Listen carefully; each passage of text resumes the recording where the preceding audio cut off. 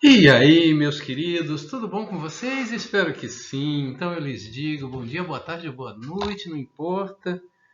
Boa é a hora em que você se juntou a nós para mais uma videoaula do nosso estudo do Novo Testamento hoje, trazendo à baila as perícopes finais do capítulo 17, do extraordinário capítulo 17 de Mateus, em que o evangelista trouxe à baila temas importantíssimos, interessantíssimos, que já foram muito bem trabalhados pela Denise, como a transfiguração de Jesus diante para os seus discípulos, aquele momento em que Jesus é visto com a realeza que detinha, ele muda a sua face em face dos discípulos, né? Jesus não passa a ser algo que ele já não era, mas ele passa a ser visto de uma maneira diferente pelos seus discípulos. Segue-se então a discussão acerca de Elias e João Batista, dentro do contexto reencarnacionista que já estava posto no judaísmo. Sim, o judaísmo é reencarnacionista e já era o tempo de Jesus, né? E depois é feita uma ampla e belíssima discussão acerca da fé se encontrar no centro das realizações humanas, naquela perícope da cura do jovem epilético, né? Onde você vai encontrar duas frases muito contundentes de Jesus acerca de estar a fé no centro das realizações humanas, Mateus 17, 20. Nada é impossível àquele que crê, com paralelos em Marco 9, 23, tudo é possível àquele que crê. A primeira fala dirigida para os discípulos que tentavam operar uma situação e não conseguiam o resultado. A segunda fala dirigida ao pai do garoto que ia em busca de um resultado, seja em uma, seja no outro polo, seja no polo ativo daquele que quer produzir algo, seja no polo passivo daquele que vai em busca de receber algo. Jesus coloca a fé no centro das realizações humanas. E dito isso, segue-se então o fechamento desse capítulo, que alguns estudiosos, como por exemplo Gay Carson, vai entender. Esse capítulo se encerra no final, no versículo 21, mas Mateus traz mais alguns temas, que são duas perícopes transitórias para o quarto discurso doutrinal de Jesus, que está posto no capítulo 18. Vamos a elas então. Eu vou fazer a leitura aqui com a minha Bíblia de Jerusalém, a minha tradução bíblica favorita. Você pode acompanhá-la aí também pela do Haroldo, se você tiver em mãos uma do Haroldo ou qualquer texto bíblico. É só uma questão, vamos dizer assim, de gosto, né? Então, no versículo 22, Jesus começa a perícope aqui, está nominada pela tradição católica como o segundo anúncio da paixão. Versículo 22, estando eles reunidos na Galileia, Jesus lhe disse: o filho do homem será entregue às mãos dos homens e eles o matarão, mas no terceiro dia ressuscitará. E eles ficaram muito tristes. Esse tema já foi trazido à baila pelo próprio Mateus no capítulo 16, a partir do versículo 21, e nós temos um vídeo a respeito disso. Essa passagem tem paralelos em Marcos e Lucas. E ali você vai ver que, diferentemente de Mateus, que vai expressar a sua ideia, a sua interpretação de que os discípulos teriam ficado tristes em relação a essa circunstância, esse anúncio de Jesus, Marcos e Lucas vão dizer que eles não entenderam bem do que se falava e não perguntaram, não esclareceram aquela questão.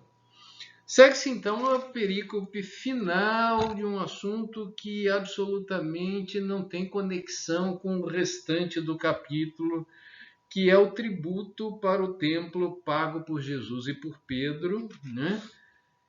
A partir do versículo 24. Vamos lá. Quando chegaram a Cafarnaum, Os coletores da didracma aproximaram-se de Pedro e lhe perguntaram: Vosso mestre não paga a didracma? Pedro respondeu: Sim.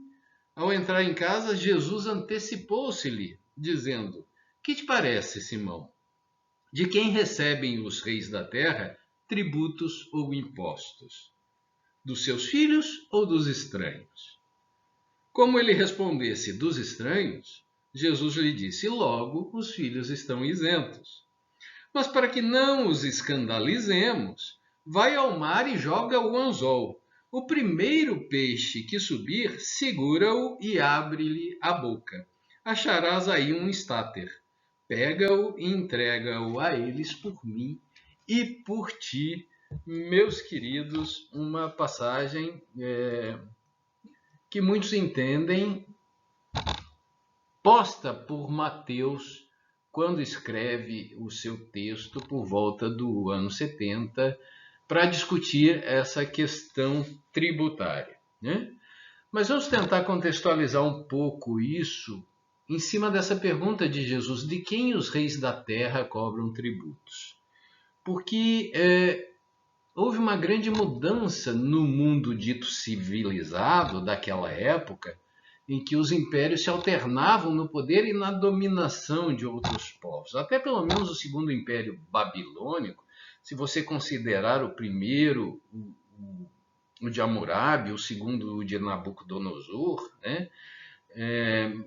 Momento em que se levou os hebreus para o cativeiro, a prática de dominação natural era que os mais fortes conquistavam o território, saqueavam a população, levavam cativos prisioneiros que lhes interessava, normalmente os mais jovens, para o trabalho escravo e as mulheres para o trabalho doméstico, e matavam o restante da população, fazendo do território conquistado terra arrasada. Essa era a prática até Nabucodonosor, até ali na Babilônia. Pelo menos a partir de Ciro e do Império Medo-Persa, que sucede o Império Babilônico, como também Alexandre o Grande na Grécia, a ordem não era mais escravizar as populações, dizimar o território, destruir, fazer daquilo terra arrasada, mas submeter a população através do pagamento dos impostos. Então os povos eram deixados nos seus respectivos territórios e eram-lhes cobrados impostos pelo regime opressor. Mas mantinha-se a vantagem de se manterem aglutinados como nação, social e culturalmente. Assim foi também com o Império Romano, que de certa maneira, inclusive, terceirizou essa arrecadação, colocando reis vassalos, que eram mantidos política e militarmente por Roma, que por sua vez cobravam os impostos através dos seus coletores, os famosos publicanos, que por isso eram particularmente odiados, porque normalmente eram judeus, cobrando impostos de judeus para sustentar o invasor, a nação inimiga, sendo Herodes o grande, o rei vassalo de Israel nos tempos de Jesus, conforme você vê do próprio texto bíblico. Dito isso, e digo isso só para contextualizar, porque esse tipo de imposto de que trata o texto não era cobrado para Roma. O imposto aqui cobrado, a didracma, ou 2 dracmas, que era a moeda grega, né? Havia o denário romano e a dracma grega. Esse imposto não era para Roma, mas sim para o sustento do Templo de Jerusalém. Embora tenha estudiosos como Warren Carter que discorda desse entendimento e vai entender que se tratou do imposto cobrado dos judeus para o templo de Júpiter Capitolino após a destruição do templo de Jerusalém em 70 depois de Cristo. Não é esse o meu entendimento, ou seja, porque isso colocaria a frase num contexto anacrônico, né? Toda essa analogia pretensamente feita por Jesus seria anacrônica se o imposto fosse aquele para sustentar o templo de Júpiter Capitolino, porque esse foi cobrado apenas depois de 70, após a morte de Jesus. Por outro lado, soaria então, nesse sentido, deslocado da realidade dos fatos. A interpretação que a teologia tradicional vai fazer, ou pelo menos a majoritariamente vai fazer, é a de que Jesus, por ser filho de Deus, e aí nós estaríamos trabalhando um imposto com conotação religiosa, né? Ele estaria isento da didracma, o tributo do templo, já que seria cobrado em tese, ou supostamente por ou para Deus, o que coloca a situação numa perspectiva que a teologia chama cristológica, ou seja, a afirmação da filiação divina de Jesus, que estaria isento então desse tributo por ser filho de Deus. E notem que a teologia tradicional, isso para nós espíritas soa bastante estranho, mas para a teologia, Jesus é filho de Deus e nós não. Nós somos filhos do pecado, nós somos descendentes de Adão. Somos filhos, por assim dizer, por adoção na conversão, ou seja, a nossa filiação é derivada da aceitação de Jesus como filho de Deus. Portanto, nós deveríamos pagar o tributo numa das teses que vai fundamentar, por exemplo, o sacerdócio organizado. Nesse sentido, vai dizer a teologia, Jesus dando a sua vida por muitos, completaria o ato da redenção do homem, pondo fim à relevância histórica redentora do templo, onde os judeus sacrificavam a Deus. No entanto, vai inaugurar a reunião da sua eclésia, da sua igreja, onde novos tributos serão cobrados. Pelo sacerdócio organizado, bem entendido. Esse é o entendimento teológico. Estabelecido, então, contextualmente o texto, nesse ponto, meus queridos, eu passo a fazer um pequeno devaneio em torno desse tema, do tema imposto, que, de certa maneira, tentando conectar essas duas sequências de perícopes, o anúncio da paixão e o pagamento do imposto, caso você consiga perceber, caso isso faça sentido para você, como fez para mim nas minhas reflexões, que não é somente de tributação que nos é imposta pelos homens que o texto trata, mas também da submissão à vontade divina, que de certa maneira também nos é imposta e a qual nós também temos que nos submeter.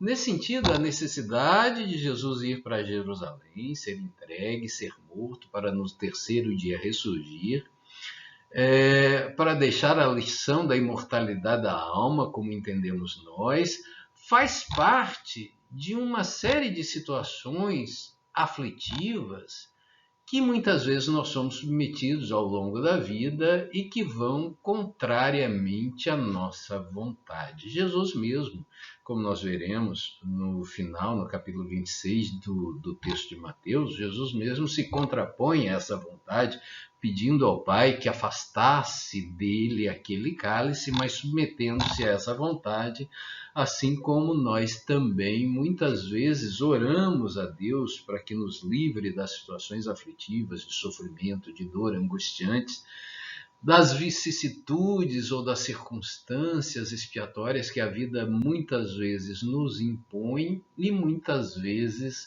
essa nossa prece não é atendida dentro da nossa perspectiva, da perspectiva do nosso desejo.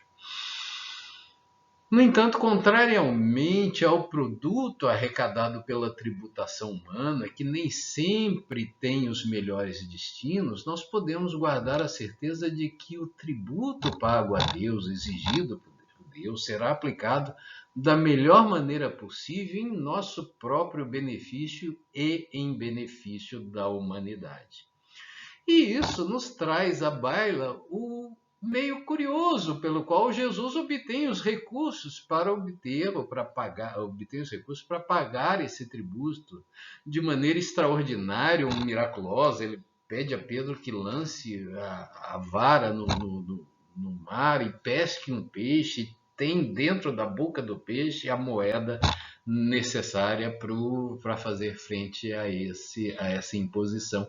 O que talvez a lição queira enfatizar, dentro dessa linha de raciocínio, é que realmente Deus muitas vezes nos impõe determinados tributos que nós precisamos pagar. Mas certamente Ele mesmo providencia os recursos necessários para que nós façamos frente a eles.